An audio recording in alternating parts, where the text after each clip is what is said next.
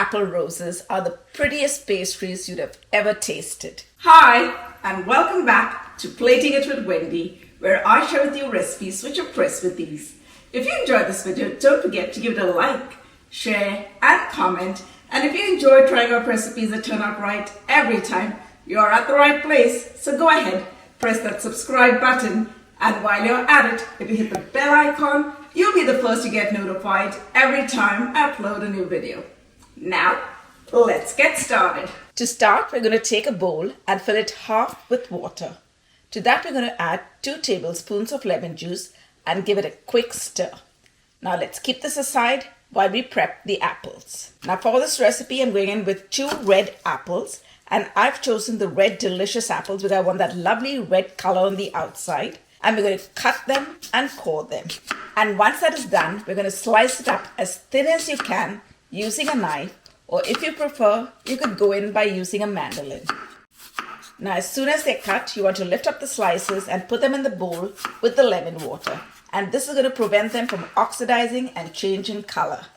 And once you finish slicing all the apples, we're going to microwave it for 3 minutes. And while that's happening, it's a good time to mix up our cinnamon sugar. Now, I made a big batch of cinnamon sugar because I like to use it in many of my sweet treats. But for this recipe, you can go in with 3 tablespoons of white granulated sugar, 1 tablespoon of light brown sugar, 2 teaspoons of cinnamon powder, and 1/8 teaspoon of salt. And we're going to give it a quick whisk till they get well blended.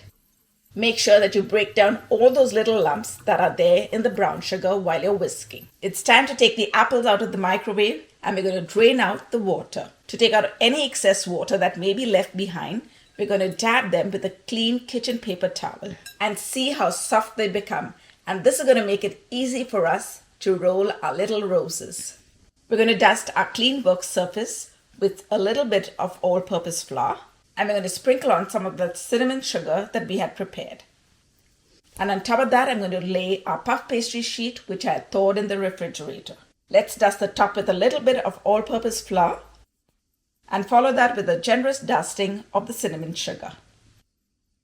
Now using our rolling pin, we're gently going to roll out the puff pastry in both directions till we get a rectangular shape of 12 by 9 inches. Now we're going to cut this into 6 even strips using our knife, or you could use a pizza cutter if you want. And we're going to make them about 2 inches wide. I've got 2 tablespoons of unsalted melted butter in a bowl. And to form the apple roses, I'm going to take 1 strip, brush on some of the melted butter. We're going to leave a little gap in the front and at the end before we start layering the apple slices, overlapping them one on top of the other, making sure that we keep the skin side up. I'm going to sprinkle on a little bit more of the cinnamon sugar on the top. And now we're going to take the other end of the puff pastry and flip it over to cover the bottom half of the apple. And now we're going to brush on a little bit more of butter because butter makes everything taste better. And now we're gently going to start rolling up the puff pastry with the apple to form a rose. And there you go. What a beauty. We're going to take this and place it in one of the cups of our muffin tray. Now if you want, you could take it a notch up and make your roses look even bigger. You're going to continue with the same process, but instead of just putting 1 layer of sliced apple, you can put on a 2nd layer. And then you're going to continue making the rose. Personally, I like going in with the 2 layers. When working with puff pastry, make sure that you work quickly and gently so that it does not stick to your work surface. If you wanted, you could prep this ahead of time and keep it in the refrigerator and bake it just when you want to enjoy it. While making the roses, it's the best time to preheat your oven to 400 degrees Fahrenheit or 200 degrees Celsius. And once you're done making the roses, you're going to pop them into the oven and bake them for about 40 to 45 minutes. Make sure that the puff pastry has cooked right to the center before you take them out of the oven. Our apple roses are done baking, and look how pretty they look. We're going to allow them to cool for about 2 to 3 minutes before we take them out and plate them. Now these are best enjoyed when freshly baked out of the oven. And we're going to finish them off with a light dusting of icing sugar or confectioner's sugar. Oh my goodness! Look at that! And now it's time to give our apple roses a taste. Wow, they look so pretty. And actually, it's the best of both worlds.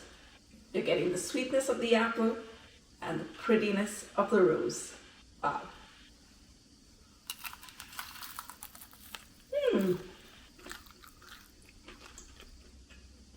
Wow, these are absolutely delicious.